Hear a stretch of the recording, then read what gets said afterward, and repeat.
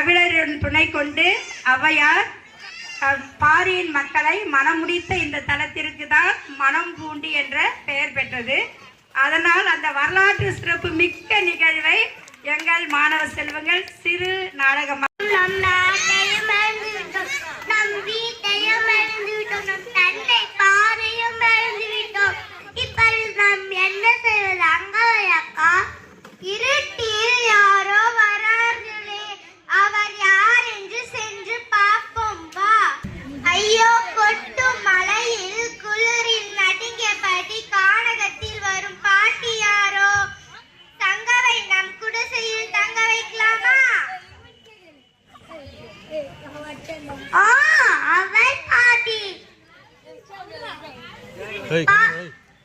பாட்டி வாருங்கள், இந்த இருட்டில் வந்திருக்கும் உங்களை வரவேற்கின்றோம். மக்களே, நீர் யார்? இரு பெண்கள் மட்டும் இந்த கானகத்தில் என்ன செய்கின்றீர்கள்? பேசுவதற்கு முன்பு இந்த துணியால் துவட்டி கொள்ளுங்கள்.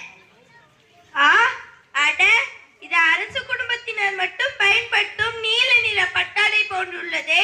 இது உங்களுக்கு எப்படி கிட்டியது மக்களே? எங்களை தெரியவில்லையா?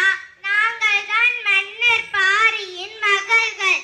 பெண்ணிற்காகவும் நாட்டிற்காகவும் மூவேந்தர் ஒன்றாக படையெடுத்து எங்கள் தந்தையை கொன்றுவிட்டனர். தப்பித்து இங்கு உள்ள குடிசையில் தங்கி உள்ளோம். உடனே என்னுடன் கிளம்பி வாருங்கள். உங்களை விரும்பிய தேவிகன் மன்னனுக்கு மனமுடித்து வைக்கின்றேன். பாருங்கள் அன்னையே, உங்கள் வாழ்க வாழ்க. என் நண்பன் பாரின் மக்களா, உங்களுக்கு இந்த நிலையா? உங்கள் பாதம் பணிகிறோம் புலவரே. வாழ்க. அவை இவருக்கும் தெய்வீக மன்னனுக்கு திருமணம் செய்து வைக்கலாம். நல்ல யோசனையாக தான் உள்ளது கபிலரே. நானும் இதை தான் யோசித்தேன். வாருங்கள், இவ்விருவருக்கும் மனமுடித்து வைக்கலாம்.